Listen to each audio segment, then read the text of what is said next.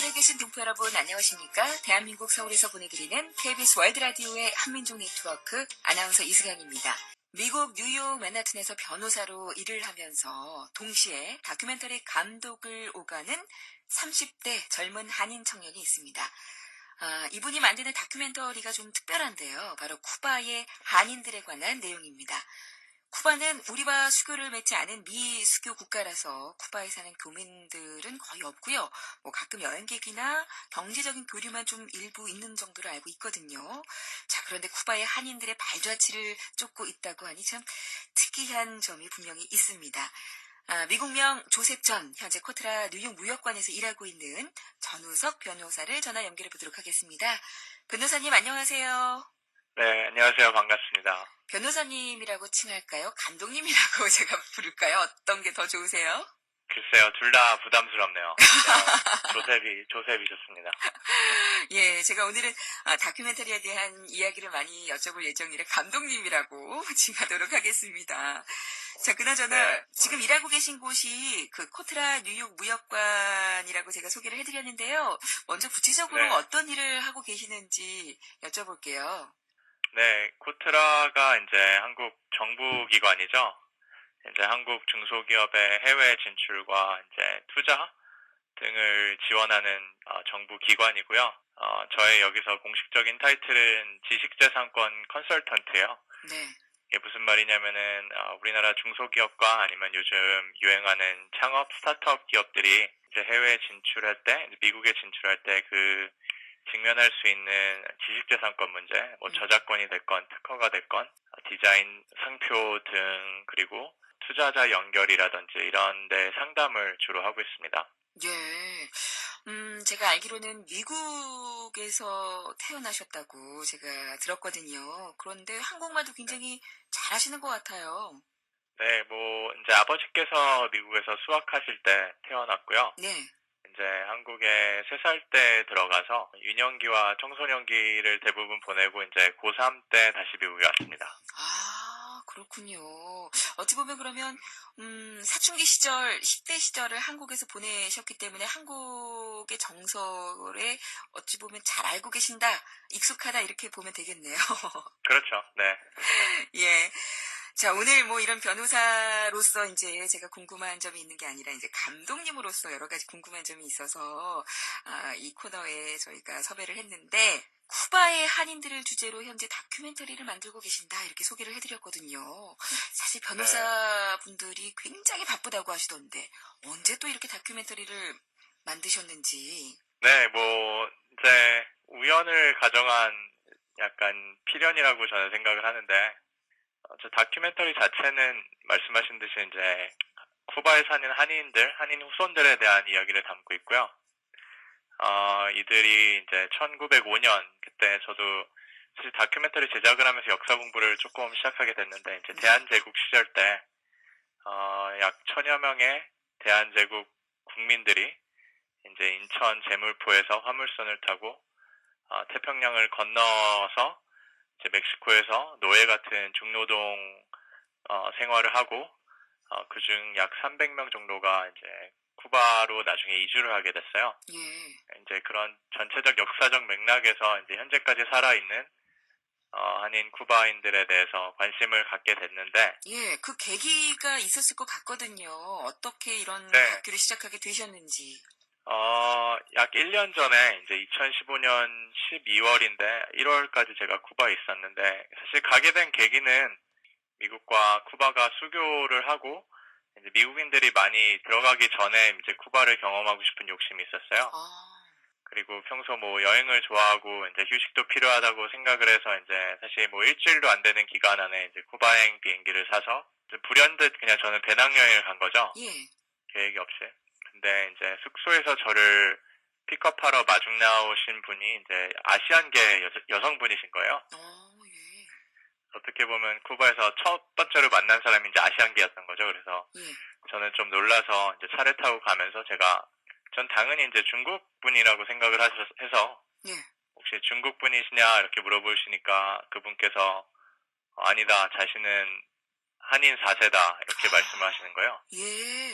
네. 저는 그때 그분이 그렇게 말씀하시는 동시에 이게 배낭여행이 아닐 거라는 걸 약간 오버스럽지만 감지를 했었습니다. 네. 아, 그분이 그러면은 이 그 쿠바에 남아있는 후손들과 이제 관련이 있는 분이었었나 봐요. 그렇죠. 이제 그분이 제 영화에서 주로 담게 될 임천택 선생님의 손녀딸이고, 그리고 임천택 선생님의 아드님이신 이문조 선생님의 따님이셨거든요. 네. 아니 제가 앞서 소개를 해드리면서 일제강점기 때 쿠바에서도 독립운동이 있었다. 예? 근데 그 네. 독립운동가가 조금 전에 말씀하셨던 임천택 선생님이시라는 거죠? 네, 맞습니다. 많이 알려지지 않은 분이거든요, 사실. 그죠? 예. 네. 그분에 대해서 좀 소개를 해주신다면요. 그럼요. 그분은 아까 제가 말씀드렸던 1905년에 인천에서 이제 태평양을 건너서 멕시코로 간 천여 명의 한인 중에 한 분이셨어요. 네. 이제 그분은 2살 때 홀어머니의 손을 잡고 이제 배로 올라타서 멕시코로 건너가서 거기서 자기의 유년기와 청소년기를 에네깽 선인장 농장 같은 데죠. 거기서 이제 노예처럼 일을 하고 더 이상 안 되겠다 해서 이제 쿠바로 이주를 제일 먼저 하신 장본인이신데 네.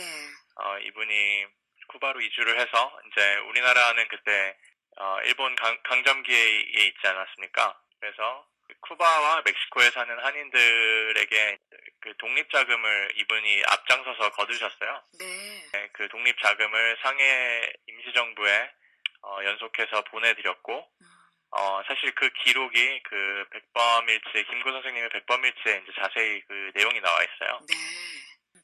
자, 그 다큐멘터리 제목도 그 헤로니모거든요. 이게 무슨 뜻이죠?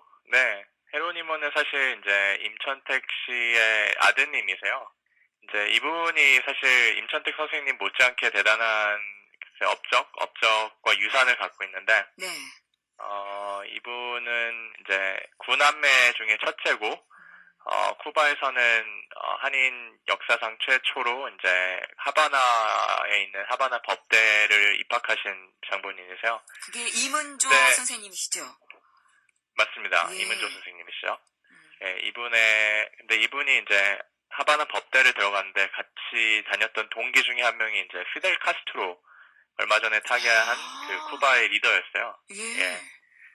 예, 그래서 그분이랑 같이 이제 쿠바 혁명에 동참을 하시게 되고, 그리고 쿠바 혁명이 일어난 후에는, 이제 체게바라랑도 같이, 음, 새로운 쿠바 혁명 정부에서 일을 오랫동안 하신 좀 전설적인 분이세요. 그 네. 안에서는. 네, 그래서 사실 저는 이분의 삶에 대해서 알게 되면서 굉장히 큰 감명을 받았는데, 그러니까 물론 이제 시간이 짧아서 제가 짧게밖에는 소개 못하지만, 네.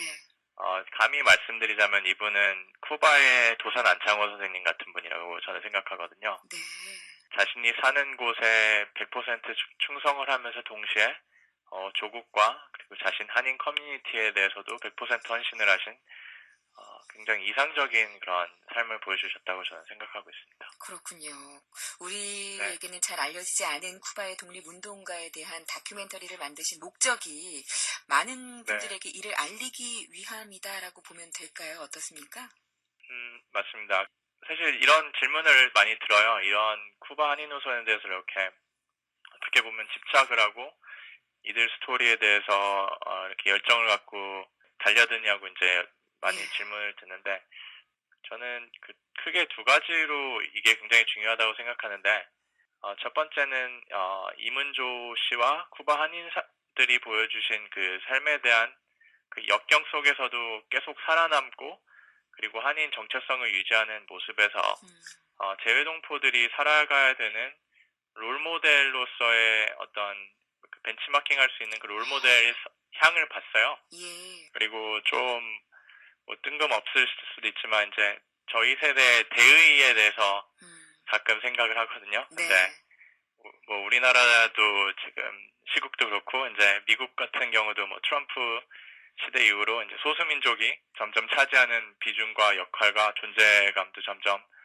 줄어가고 있는 상황에서 그 한인으로서 저희가 통일에 대해서 우리가 생각해야 될 다음 대의가 아닌가 하는데 예. 보통 통일을 얘기하면 저희가 남북의 통일을 얘기하잖아요. 예. 근데 저는 쿠바에 사는 한인들의 이야기를 통해서 이제 조국을 다시 돌아올 목적으로 외국을 떠났던 분들에 대한 재조명이 일어나야 된다고 생각을 하고 있어요. 네. 그래서 그게 러시아가 됐건, 예. 뭐 연변이 됐건, 뭐 독일이 됐건, 멕시코가 됐건, 지금 쿠바인들까지 그분들에 대한 재조명과 그리고 그 감사함 그런 것들이 이제 이루어져야지 이제 진정한 의미의 통합과 네. 통일이 이루어진다고 생각을 하고 있거든요. 예. 그러기 때문에 또 이렇게 다큐멘터리를 만드셨는데 이게 언제쯤 완성이 되는 건가요? 2017년 말, 올해 말에 이제 글쎄요, 출품이라면 출품, 이제 완성하는 게 목표입니다. 예. 올해의 큰 계획이시겠네요. 그렇죠. 올해 가장 중요한 저의 개인적 목표입니다. 예.